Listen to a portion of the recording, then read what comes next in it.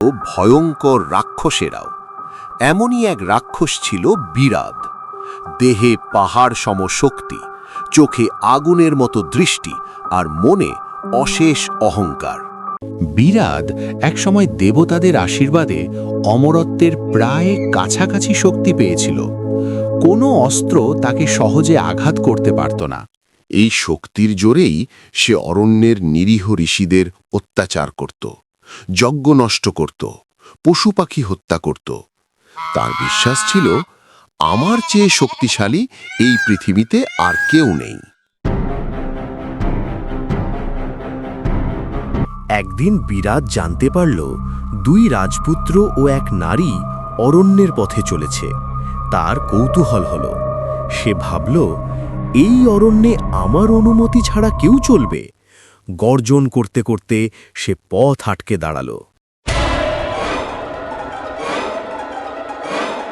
সেই পথ দিয়ে যাচ্ছিলেন শ্রীরাম, লক্ষ্মণ এবং সীতা।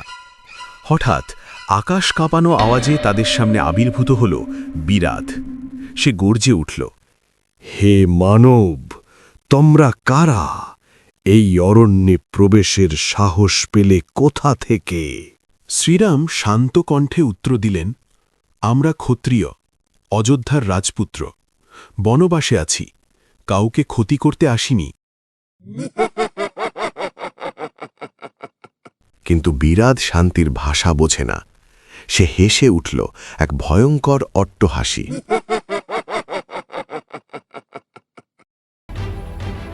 মুহূর্তের মধ্যেই সে সীতাকে তুলে নিল। লক্ষ্মণ রেগে উঠলেন এবং তলোয়ার হাতে আক্রমণ করলেন। শ্রীরামও ধনুক তুলে তীর ছড়লেন।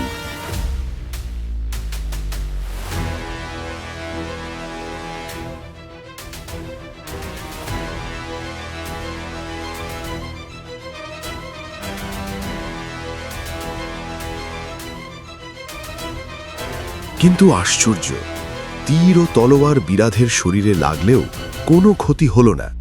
সে আরো উল্লাসে হেসে উঠল, দেখলে, আমি অবদ্ধ।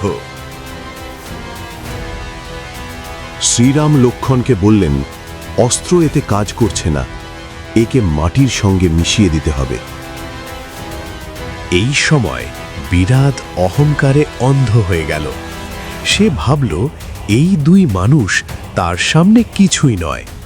কিন্তু সে বুঝতে পারল না, শক্তির চেয়েও বড় কিছু আছে, তা হল ধর্ম ও বুদ্ধি।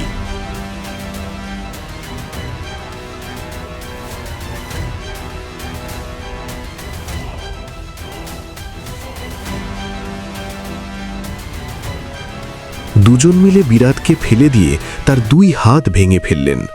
প্রথমবারের মতো তার মনে ভয় নয়, বরং উপলব্ধি জাগল। সে কাঁপা ললায় বলল, হে রাম, আমি একসময় গন্ধর্ব ছিলাম। অহংকারের জন্য অভিশপ্ত হয়ে রাক্ষস হয়েছি। আমার মুক্তি কি সম্ভব? তিনি বললেন, অহংকার মানুষকে অধঃপথে নিয়ে যায়, কিন্তু অনুশোচনা মুক্তির পথ খুলে দেয়। এরপর তারা বিরাধের দেহকে সমাধি করল। আগুনে সমাধি দেহ শেষ হতেই বিরাট অভিশাপ মুক্ত হল। তার রাক্ষস দেহ নষ্ট হয়ে গেল এবং সে স্বর্গে গন্ধর্বরূপে ফিরে গেল।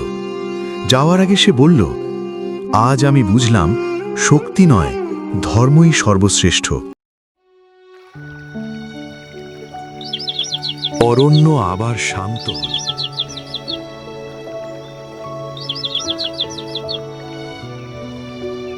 লক্ষ্মণ গভীরভাবে চিন্তা করলেন। তিনি বললেন, দাদা, যে নিজেকে সর্বশক্তিমান ভাবে তার পতন অনিবার্য। শ্রীরাম মৃদু হাসলেন, ঠিক তাই লক্ষ্মণ, অহংকারী সবচেয়ে বড় শত্রু।